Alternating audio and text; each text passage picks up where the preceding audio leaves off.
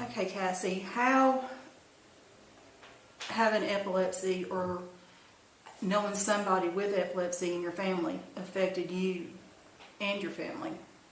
Okay.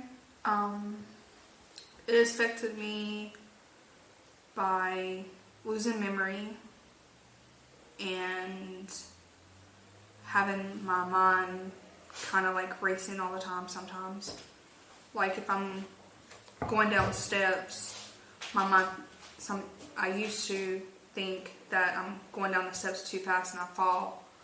So I have to go sidestepping. It's, so by memory loss, like I could be talking to you and I forget what I'm saying, and like the memories of childhood, some I can remember, some I can't, and then sometimes I can remember easily, and then it's just horrible sometimes.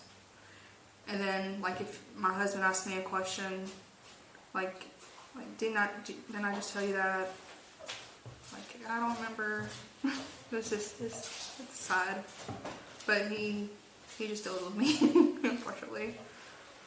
So do you feel like it has, I know all of our marriages have struggles, but do you feel like it's put more of a hindrance into your marriage or to relationship? It's something you have to work towards, because it's not really a hindrance. It's just something you have to be aware of. It's there. Because that's like, you don't think about people losing their memory or anything, but you can have bills or something and you're like, oh, I got this bill next week, but it comes around and you totally forget about it. Understand. Totally understand. How has it affected you in school?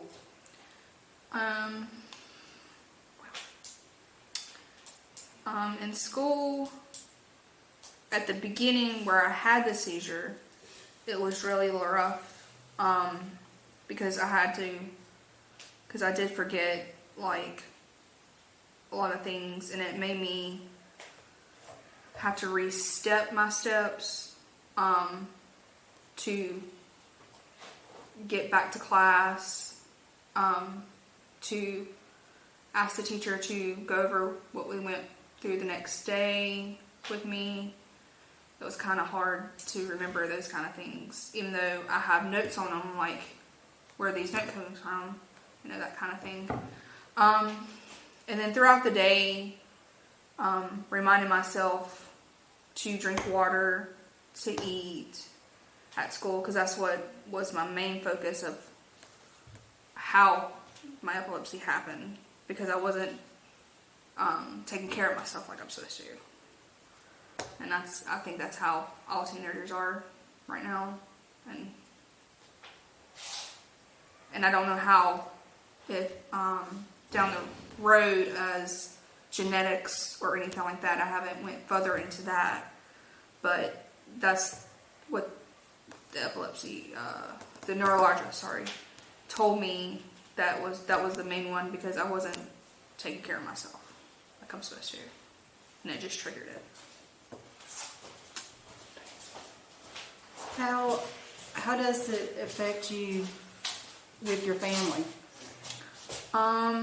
It used to be where somebody has to have been with me all the time, to make sure that with my epilepsy, it actually, I knew when it was coming on, so I could tell somebody that it was happening, so they make sure when I fell, I wasn't close to anything that would injure me. So pretty much, and then when I started having them at the race, because I was dehydrated, of course I was by myself, because I go to the bathroom by myself, and I did have them twice at the restroom, and I wasn't really like remembering like somebody has to go with me, and I wasn't like telling myself like, oh yeah, somebody has to come with me before if it happens. But yeah, it's yeah. I don't know what else to say. I'm sorry. No, you're fine, honey. What about your daily routines, though? Daily routine. Your triggers. You know that you're not eating, you're not drinking, is two of your triggers. What are some of your other triggers that people don't realize that can actually cause? Just like for me, for instance, one of my big triggers is flashing lights. Was that one of them? That was one of yours. Yeah. Flashing lights. Like, I know, for instance, also, one of my grandkids has the shoes that have the little flashing lights and the soles. I can't watch them. I think those were fine. I think it was mostly more like the fire trucks, the ambulances, and the cop cars were pretty much. Before they changed them, because now they've changed them to where it shouldn't affect anybody who has epilepsy. Didn't know that. That's what they're No, because They seem brighter. That's exactly it, and that's what causes me. That's the reason why I can't drive at nighttime now, because of the new, LEDs. yeah, the new LED. I can't, because they trigger me to have seizures. Yeah. So when I'm out at night riding in the car with my husband, I have to wear sunglasses to lessen the lights, and then whenever I get out of a car or I forget I have them on, I go in a restaurant, people are looking at me like, it's dark outside. Why are you wearing sunglasses? You know, or they think I'm blind. And I'm like, no, I just can't I can't understand with the light. I can't do it with the new car lights are out there. And especially if they have them on bright. Yeah, that drives me crazy. It honestly, it can. And if a fire truck or a police car goes by or an ambulance goes by me with their lights on, I have to look away. Yeah. I cannot look like I normally would. Even though I have my sunglasses on, I still turn my head, and my husband tells me they've gone. Yeah. And it's okay for me to look. But the new light, it's not, I didn't know they stopped I didn't know that. Well, Cassie, now when I had seizures, open spaces, large open spaces, and sounds would trigger my seizure. Did they bother you? I don't think so. I think mostly, since it was kind of back then during the school time, it was mostly stress too. Mostly stress. And I'll get mostly like shakes before I have the seizures, and I call them like kind of like triggered, like tremors. Okay. And How did the kids at school treat you, knowing you had epilepsy? When I had it in that certain class, it was computer class. They kind of like watched out for me. I wasn't pretty much bullied back then because I was pretty much like friendly with everybody, even though I was overweight. But that's not the point. But I was pretty much not popular or not a loner, but I was pretty much in the middle like everybody else. So they understood, even though the teachers really didn't care. But pretty much I had the friends that cared. Yeah. That understood. And what would you like for the Epilepsy Association to do for you? Pretty much what we are doing is getting that information out there to help other kids and other people that need it. So that's what we're doing, and I'm glad we're doing it. There's a lot of misconceptions, a lot. And just looking at you, looking at me, looking at other people, you would think there's a stereotype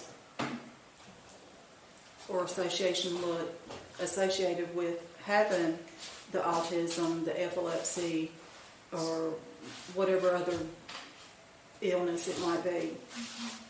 And when I tell them I have the epilepsy, they look at, they're still like, there's no way in God's green earth you have epilepsy. Yeah. There's no way in God's green earth that you have epilepsy. Yeah. And I tell them, I said, well, Yeah. unfortunately, I do. And Yeah. unfortunately, I don't want to trigger a seizure. Mm-hmm. So it's a long road. It is. But I agree with you, we need to get our education out there. We need to get it to people all around this county, all around the state, all around the U.S. Yeah. To people that know, that can see. It just is not a childhood. It is a teen thing. It's an adult thing. It is whatever age group that you become. And over different times. Yes, very much so. Over different times. Exactly. But most people don't realize Sudafed kills thousands of children every year. And 50,000 Americans die from epilepsy each year. And it's never talked about. Like I said, when I got diagnosed, I never knew this thing existed. Never even heard of it. And we had one of our little Miss Epilepsies that died from the seizures. See? Yeah. There's so many, I guess, do's and don'ts. I never even thought of it. Never even thought about, I'm at home most of the day by myself, taking a shower, something could happen. Went swimming this summer. Never even thought about that. Being in a pool by myself.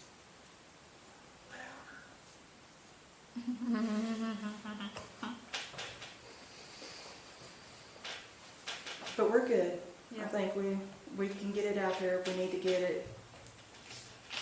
Well, we already have Sam's Law passed in Davidson County for the schools, and most people don't know that or what Sam's Law is because They they've never don't. been educated. They don't. I mean, I've talked to several people and they did not even know what Sam's Law was and that it was in Davidson County schools.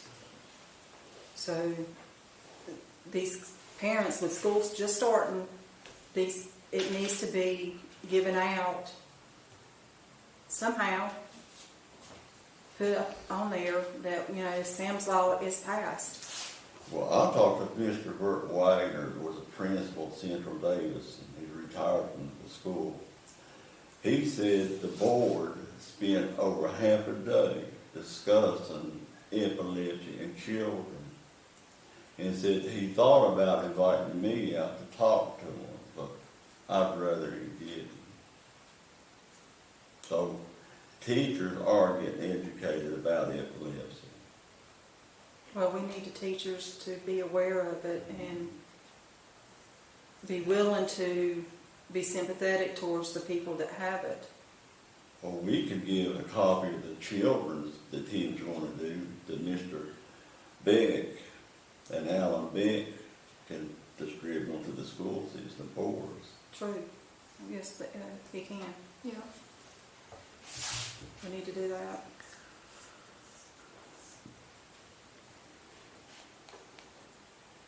Well, Kathy, how does it bother you knowing that your daughter has epilepsy and you had it? Do you cause you to worry more about her future, or how do you feel about that? I try not to worry, but it's there. I just hope it's not gonna get worse than it is. So we just have to be cautious all the time. Well, does your epilepsy and your daughter's epilepsy cause a strain on y'all, or do y'all try to get out and sort of shake the problems off for a couple hours or something? Well, we try to watch what we do, but hers is more of not getting injured. But mine's kind of calmed down, so I'm not too worried about me as her. Thank you.